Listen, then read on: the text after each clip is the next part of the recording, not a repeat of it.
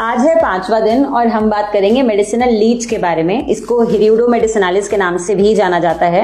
जब भगवान धन्वंतरी आयुर्वेद को अपने साथ समुद्र मंथन के दौरान इस धरती पे लेके आए थे तो उनके एक हाथ में लीच भी मौजूद थी। तो इससे आइडिया लगाया जा सकता है कि लीच की इंपॉर्टेंस चिकित्सा में कितनी है। जब लीच का वर्णन आता है आयुर्वेद में तो कुछ 12 टाइप्स के लीच बताए गए हैं, जिसमें 6 पॉइजनस होती हैं और 6 नॉन पॉइजनस।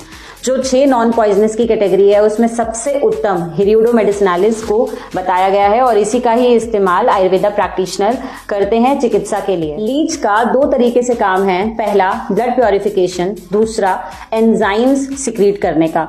आयुर्वेद के 3 दोष हैं, वात पित्त कफ। जो पित्त दोष है उसकी डायरेक्ट चिकित्सा लीच थेरेपी बताई गई है और ऐसा बहुत देखा गया है कि एक्यूट कंडीशंस में जहां पे पित्त और वायु बिगड़े हुए हैं उनमें लीच थेरेपी बहुत उत्तम तरीके से काम करती है। जैसे हर्पीज जोस्टर, एपेंडिसाइटिस का पेन, वेरिकोज वेन्स का पेन, आम वात का पेन, गाउट का पेन। इन कंडीशंस में अगर लीच का सही टाइम पे इस्तेमाल किया जाए तो पेशेंट का पेन जो कि लेवल 8 या 9 तक पहुंचा होता है, लीच की सिंगल सिटिंग से 3 या 4 तक ही रह जाता है।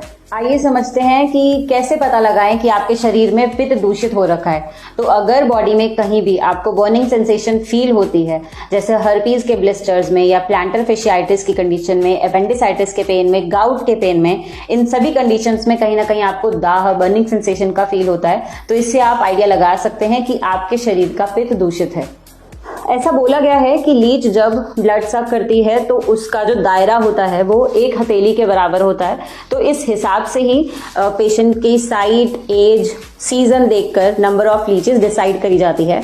आमतौर पे अगर किसी को हेल्दी वे में डिटॉक्सिफिकेशन कराना है और उसको यूजुअली जैसे पित्त की और स्किन की कंडीशंस रहती हैं तो उसमें शरद ऋतु उत्तम ऋतु बताई गई है। लेकिन जैसा मैंने मेरी लास्ट की वीडियो में भी बताया था कि पंचकर्म कब कराना चाहिए, तो एक आतुर यानी कि एक डिजीज व्यक्ति के लिए कोई स्पेसिफिक सीजन नहीं मेंशन्ड है। जब एक व्यक्ति हमारे पास आता है और उसकी मेडिकल इलनेस ज्यादा होती है तो हम किसी भी टाइम पर पंचकर्म प्रोसीजर परफॉर्म कर सकते हैं।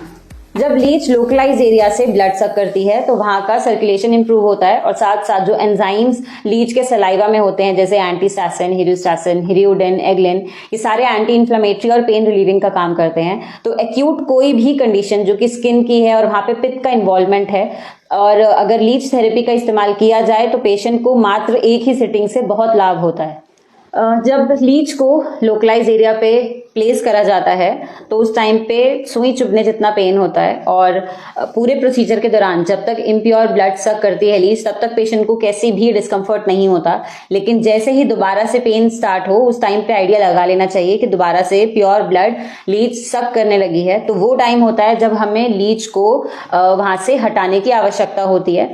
लीच को हटाने का एक खास तरीका है, उसके मुख पर हल्दी का पाउडर छिड़का जाता है जिससे लीच अपने आप ही उस एरिया को छोड़ देती है।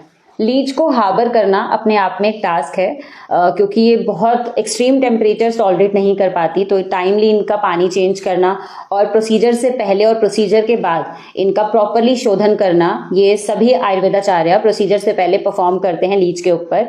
और यूजुअली एक जो लीच है उसको हम एक सिंगल पेशेंट के लिए ही अलॉट करते हैं। मल्टीपल पेशेंट्स पे एक ही लीच को इस्तेमाल नहीं करा जाता फॉर सेफ्टी प्रिकॉशंस। तो मैंने बहुत शॉर्ट में लीच के बारे में जितनी इंफॉर्मेशन दी जा सकती थी मैंने आप लोगों को देने की कोशिश करी है।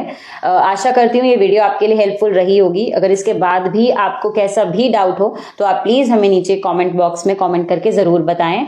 और मेरे साथ जुड़ने के लिए बहुत बहुत शुक्रिया। नमस्कार।